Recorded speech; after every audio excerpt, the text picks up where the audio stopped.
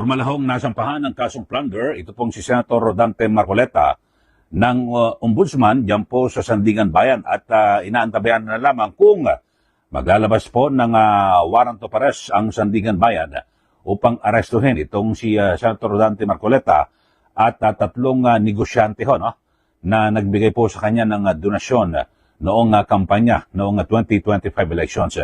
Pero ito ho, meron pong isang pahayag ang Iglesia ni Cristo sa pamamagitan po ng spokesperson na si Brother Edwil Zabala. Ang sabi niya ay hindi raw titigil ang INC. At sabi ho ni Brother Zabala ay mananatili umano ang paninindigan ng Iglesia ni Cristo na ipagpatuloy ang panawagan para sa transparency, yun po, accountability, justice at peace kahit pa makulong ito hong si Senator Marcoleta habang nililitis po ang kaso. So, hindi po mananahimik, hindi po titigil ang INC kahit na maipakulong ito pong si Senator Marcoleta. At iginit din po ng INC na itinuturing nilang isang injustice at ang selective justice na ipinaiiral po ngayon ng Ombudsman. At hindi humano sila mananahimik saan niya ipagyurak sa katarungang hinihingi ng mga mamamayan. So, ito ho mga kababayan, pakinggan niyo ho. Ito hong naging pahayag ng Iglesia ni Cristo, yung kanilang spokesperson na si Brother Edwil Zabala. Nais naming iparinig sa mga kinauukulan na kahit ipakulong nila si Senator Marcoleta, ay hindi kami titigil sa paghingi ng katarungan para sa mga kababayan natin na ninakawan. Gusto naming ipaalam sa kanila na isang injustice ang selective justice. At hindi kami mananahimik sa harap nitong napakalaking pagyurak sa katarungan na hinihingi ng ating mga kababayan. Yan po ang tinig at pahayag ni Brother Edwil Zabala, ang spokesperson ng Iglesia ni Cristo. Ito'y matapos nga ho na formal na magsampa ang Office of the Ombudsman ng kasong plunder laban po kay Senator Marcoleta kaugnay ng sinasabing hindi idiniktarang 75 million pesos na campaign donation. At samantala, siyempre, nanatiling may presumption of innocence ang senador habang dinidinig ang kaso dyan po sa Sandigan Bayan.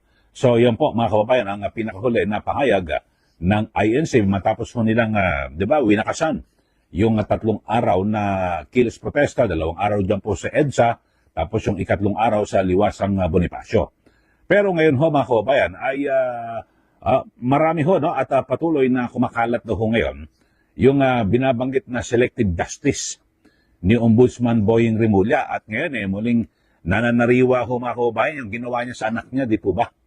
Na sinasabing nahulihan di umano ng illegal na droga, yung marijuana. Pero agad na nagawa ng paraan at nakaligtas po sa kaso. Yun po yung mga lumalabas ho na mga balita ho ngayon at parang nanunumbalik ho ito ho nga isyong ito. Pero ang sinasabi ho talagang pilit na pilit ito ho nga kasong plunder. At tayo nga rito kay PDP Laban Deputy Spokesperson Attorney Ferdy Topacio, isang magaling na abogado rin po ito, ang isinampang plunder case laban po kay Senator Marcoleta ay questionable ho. At sabi ho ni sa panayam ho ni Corina Sanchez Rojas sa programang On Point ng Billionaire News Channel, sinabi po ni Topacio na hindi umano akma ang kasong plunder sa issue at tila pinili lamang ito upang maging non-bailable ang kaso. Ayon, kahit daw sino hong tanungin ng legal expert talagang pilit na pilit daw po itong kasong plunder para maging non-bailable. At yun ho. Pero siguro, sana ho mga kababayan ay abangan ho natin dahil sa ngayong araw na ito, no, hindi po ho nagpalabas ng warrant of arrest ang Sandigan Bayan. At siguro naman ay bago ho nila ilabas yung warrant ay mag-ano muna sila. Pag-aaralan muna mabuti kahit pa paano. Hindi po ba? Ito hong yung kasong ito na isinampan ng Ombudsman. Hindi basta pagkatanggap matik na, baka pwede naman siguro na tingnan muna ng mga maestrado o justice ng Sandigan Bayan kung meron bang masihan at para mapagpalabas agad ng warrant of arrest o hindi muna o pahayaan na makapagpiyansa ito pong si Senator Marcoleta. Kasi alam niyo, napaka-importante ho nito, itong kasong ito, lalo na po sa bukod sa ombudsman sa Sandigan Bayan. Kasi maaaring masira rin po ang imahe ng Sandigan Bayan na parang lumilitaw na kayo po ay nagagamit ho sa pangigipit ng administrasyon. Kasi ganun po mangyayari. At di ba, ombudsman, may mga aligasyon na rin sa ombudsman na parang sila ay nagagamit para tirahin at balikan, gantihan at parusahan yung mga kritiko ho ng administrasyong Marcos Jr. So tapos, dito ho ay siyempre maakusahan din ang Sandigan Bayan na nagpapagamit. At sila po ay ginagamit para puksain at siyempre para patahimikin at ubusin ito pong mga yung mga kritik po ng administrasyon. So yun ho mga kababayan, at sana maging matalino rin po at maging sensitibo ito hong Sandigan Bayan at hindi ewan ko lang ho kasi dapat pag-ingatan ho nila rito kasi ang binabanggit niya yung natutulog na higante baka magising at bagamat sa ngayon ang nagiging perception po dito po sa ginawang kilos protesta ng Iglesia ni Cristo ay parang na-focus ho ito kay Senator Rodante Marcoleta. Pero ang alam niyo ho, yung pinakamatindi ho rito, parang ito lang ho ang nagsilbing, na parang yan po ang naging seremonya. Di po ba? At parang nag-isang data para ito, kasi kung ating lalawakan ho, mga kababayan, yung issue po dito po sa kasong ito ni Senator Marcoleta, talaga namang ang dami na ho. April ho, nagsabi na ho si Ombudsman Boyeng Remulla na sabi niya ay kakasuhan, ilalabas na raw po yung kanilang resulta ng investigasyon at kakasuhan na raw po ito pong si dating House Speaker Martin Romualdez at gayon din po itong si dating Senate President Chis Escudero, pero hindi po nangyari, hindi po ba? Ito siguro mainam ay balikan ho natin itong naunang pahayag ni Ombudsman Remulla na kung saan ang sabi ho niya ay talagang seryosong inihahanda na po yung kasong plunder laban po kay dating Speaker Martin Romualdez at Chis Escudero. Ito, pakinggan natin muli mga kababayan, maikli lang ho ito at para muling sumariwa sa atin kasi kinukonek natin yung mga nauna yung sinabi tapos yung ngayon ho, yung kay Senator Marcoleta. Ito, panoorin nyo ho, itong si Ombudsman Boyeng Remulla, yung kanyang naunang press ko ito, April pa ho ito, ngayon July na ho. Ito, panoorin po natin si Ombudsman Remulla. In the same light, I'd like to say that we have been seriously preparing a case of plunder against former Speaker Martin Romualdez and former Senate President Chis Escudero. Plunder ang aming hinahandang kaso para sa kanila. Sir, Related sa- on record, sir. And as a conspiracy, with the element of conspiracy involved in the preparation of the complaint. How soon po itong nangyari? Well, within the month of May, we're just tying up many things that have to be there for us to make a case out of it. Pero the Senate President, the former Senate President, and the former Speaker will be subjected to a case of plunder very soon. Flood control case, flood control related po ito, sir. Ito. Flood control related in so many ways, yes. Yan po, napakinggan nyo mga kababayan. Kakasuhan na raw po ng plunder itong si Speaker Romualdez at dating Senate President Chis Escudero. Pero hanggang ngayon, Hulyo na kasi kung ating titignan ho mga kababayan, talagang hindi natin maialis na talagang ganun na ho ang na parang nagkaroon po ng kasunduan, di ba? Bagamat yan po pinabubulaanan mismo ng mga senador na meron pong kasunduan yung paglipat ni Senator Chis Escudero ng kabilang bakod. Di ba? Yung nandun ho ngayon sa mayorya na kaalyado po ng administrasyon. Yun ho, tapos sinundun ho niya ng Mayo 26 ay nagpa-press con din si Boyeng Remulla. At na kung saan, ang binabanggit niya naman, ito kailan ba to? Yan May 26 to. Yan. May 26, hinog na.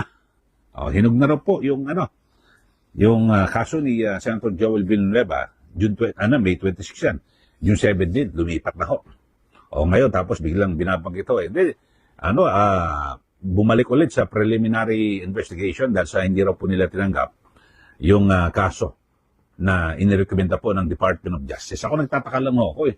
Ang alam ko hindi dadaan eh. Hindi dapat dumaan yung kaso ni Senator Joel Villanueva sa Department of Justice kasi opisyal siya ng gobyerno eh. Senador, ang sa DOJ lang humakabayan, yung mga sibilyan, yung mga private citizen, particular ba, tulad yung mga kontraktor, mga kababayan. Pero pag opisyal ng gobyerno, ombudsman ho, ewan ko na baka nalito na po ito si Ombudsman na Remulla. Ang sabi nila, sila nag-iimbestiga. Di po ba? So nagkagulo-gulo na ho. Nagkasala-salabat na ho mga kababayan. Pero dito ho, importante ho, kasi ako binabanggit ko rito na talagang, kung sa bagay, hindi naman natin maitatatwa na ito pong si Ombudsman Remulla. Yung background ho niya talaga, iba, politiko ho ito eh. At bukod doon sa pagiging politiko, yung relasyon po ng mga Remulla dito po sa mga Marcos, talagang noon na ho po yan, sa mga tatay pa. Sa matandang Remulla, yung ama ni na Boying Remulla, John Vic, di ba? Si Governor Juanito. So, talagang yung sa matandang Marcos talagang iba. So, ngayon, talagang magkadikit pa rin humakabay. So, yun po magiging perception na talagang kung ngayon napakalakas ng Remulla Brothers dito po sa Marcos Jr. Administration. Kaya naman, sa mga ganyan, di ba, kung inyo po matatandaan, yung mga perception din na parang ipinilit talaga na ito pong si Boying Remulla ang maging ombudsman at sa kabila ng napakarami ho ng mga teknikalidad at pwedeng hindi siya makapasa, makalusot pero nagawan po ng paraan. So, yun ho mga kababayan. Pero ako naman ho, bilang isang mamamayan na nais ho natin na talagang dito po sa ating bansa ay umiiral yung tunay na hustisya para po sa lahat ng mga Pilipino. Ako, ang kinakatakot ko sana, wag naman madamay din yung Sandigan Bayan. Yung Sandigan Bayan po sana ay wag ko kayo magpagamit. Tiyakin nyo mabuti na kung yung isinampang kasong plunder ng ombudsman, talagang tama ho ba ito? Maganda sa umpisa pala. Deadballin nyo na, mga kababayan, di po ba, sa Sandigan Bayan, para wag na ho lumala. Kasi maaaring ito ang maging mitya pa rin ng mas malalang pagkakawatak-watak po ng mga Pilipino. Sa ngayon wala, divided ho talaga ang mga Pilipino. Kasi siyempre yung mga taga-suporta ng mga Duterte, talagang solid daw yan, di mo na mababago Kahit anong paliwanag mo yan mga kababayan, wala na ho, hindi na papakinggan. Sa kabilang banda naman, yung mga loyalista ng mga Marcos at yung mga kakamping at dilawan, sumanib na rin doon, talagang hindi mo na rin mababago yung kanilang kapasyahan at posisyon sa isyu po ng politika. Kaya ang masabi natin, talagang grabe ho ang pagkakawatak-watak ng mga Pilipino sa kasalukuyan dahil lamang dito po sa politika.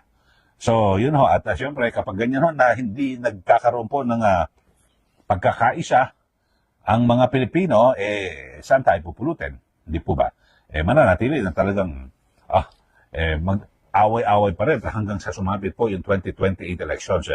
Kasi doon, kapag may bagong halal na presidente, maring humupa na po yung tensyon at yung away ho ng mga Pilipino dito po sa issue po ng politika. Di po ba? Kasi ganun ho yun may bagong fresh mandate, may bagong mandato sa isang pangulo kasi yun po ang hinahanap po ngayon.